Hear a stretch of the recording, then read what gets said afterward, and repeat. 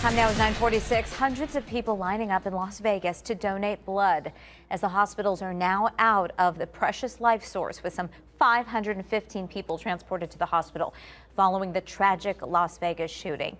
Now people all across the country, including here in Arizona, are opening up their hearts and literally ready to give their blood. They want to help. They feel helpless, and the best way they can step in and do something is to make a blood donation. Javier is joining us from United Blood Services with more on how to step up.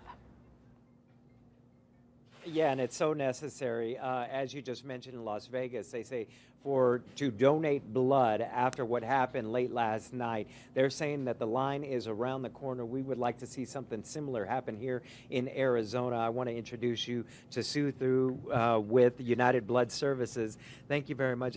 How great is the need this morning after a big tragic situation like that in Vegas? Well, you can imagine with over 500 patients in the hospitals in Las Vegas that the need is great in Las Vegas, especially for O negative and O positive red blood cell donors, as well as platelet donors. We are the blood provider for the University Medical Center, which received more than 100 patients from last night's shooting.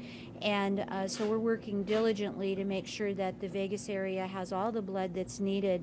And as a network, United Blood Services Centers provided about 200 blood components overnight, and we're continuing to work to manage the blood supply. I would imagine coming from the summer months, because that's when you guys typically struggle, there is an even greater need after a tragedy like that, as you guys were already stretched thin.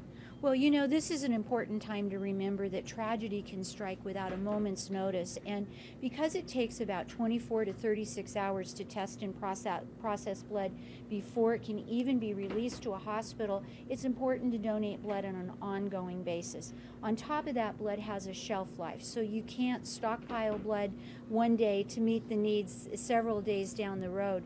So we're really encouraging people to make appointments, to contact United Blood Services, and help us fill blood needs throughout the coming days and weeks. You know, we need to be able to manage as many donors as possible, and we can't collect all the donors in one day. This is going to be an ongoing blood need with, you know, all of the people who are in the hospital right now from this shooting. All right, we thank you very much for that insight. Again, United Blood Services, get on out and donate, help where you can, especially as we sit here in Arizona thinking about the folks in Las Vegas. Back to you.